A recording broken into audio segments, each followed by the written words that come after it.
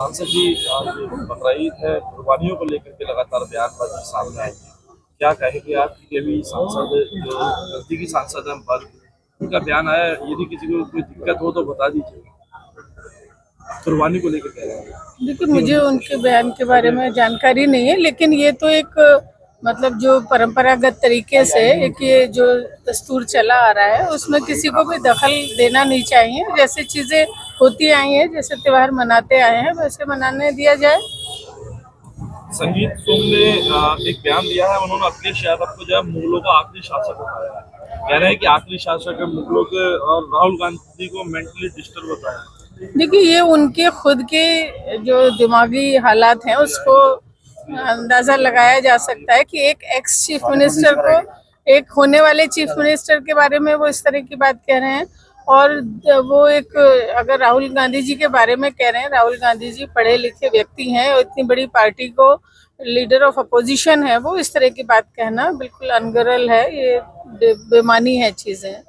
केशव प्रसाद मौर्य ने भी कांग्रेस को लेकर के हमलावर हुए हैं। वो पाकिस्तान के स्थापना दिवस को लेकर के बात कर रहे हैं। मतलब वो सीधे तौर पर कह रहे हैं कि बाकी जो अपनी जाबाज सेना ने पाक जीता है उसके बदले पाकिस्तान को हिस्सा छुड़वाने को लेकर बेताब थी कांग्रेस। शांतिदूत प्रधानमंत्री जवाहरलाल नेहरू ने पाक के सामने सरेंडर किया था। मतलब भारत जो सरेंडर करने की बात कही जा रही है, जो पीएम मोदी पर हमलावर थे, उसको लेकर के वो पंडित जवाहरलाल नेहरू पे ही हमलावर हो। देखिए, 70 साल पुरानी और 80 साल पुरानी बातें करे जा रहे हैं। भाई, आज की बात बताएं। जो आज एक विदेशी राष्ट्रपति के कहने से सीज फायर कर दिया गया, पूरी देश की सेना का अपमान हुआ, देश का अपमान हुआ। जिस तरीके से अगर भाई कोई कुछ करना था तो करते, ये नूरा कुश्ती ये दिखावे के लिए क्या हुआ है, ये तो बात समझ में नहीं आ रही। और 70 साल 80 साल पुरानी बातों का जिक्र है, आज का जिक्र करें ना कि आज क्या हो रहा है, क्या होना चाहिए था। लेकिन सीज फायर को लेकर के अब इस तरीके के जवाब लगातार सामने आने, ट्रम्प को लेकर के कहना, तो क्या देश के खिलाफ नहीं हो रही बात? अब खिलाफ की क्या बात है बताइए। बिल्कुल सीज फायर आपने एक फोन आते ही कर दिया।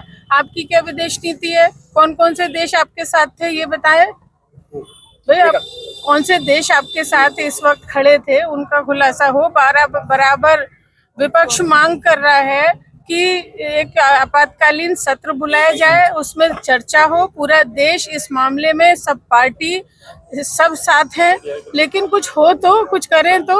और भाई बुलाएं सत्र और चर्चा करें और उस पर पारदर्शिता से बातों को रखा जाए। जवाब दे, जो विपक्ष जानना चाहता है उन बातों का जवाब दे। आखिरी सवाल ये है कि बकरीद को लेकर लगातार बयानबाजी जिस तरीके की सामने आ रही है, बहुत सारे नेताओं ने अलग अलग तरीके की बयानबाजी की, कहीं ना कहीं एक उग्र करने वाली बातें सामने। देखिए, सब मुद्दों से भटकाने की बात है। कोई तरक्की की बात ना पूछे, कोई हेल्थ की बात ना पूछे, कहाँ यूनिवर्सिटी बन रही है, कहाँ हॉस्पिटल बन रहे हैं, क्या हमारे बच्चों के रोजगार का होगा, कोई चीज़ों के बारे में बात ना हो। इसलिए ध्यान भटकाने के लिए अनाप शनाप बातें कर रहे हैं। कभी कोई वो जो कुरैशी जो अधिकारी है हमारी, सोफिया कुरैशी के बारे में कभी कुछ कह रहे हैं, कभी व्योमिका के बारे में कह रहे हैं। अरे, ये लोग देश के लिए, कोई जाति धर्म का कोई मसला नहीं है, पार्टियों का कोई मसला नहीं है, सब लोग एक इस मुद्दे पे सब एक साथ हैं। लेकिन कुछ होना चाहिए था, कुछ दिखना चाहिए था। ये सब जो लिपापोती हो गई, ये इसका जवाब सदन में सरकार को देना चाहिए।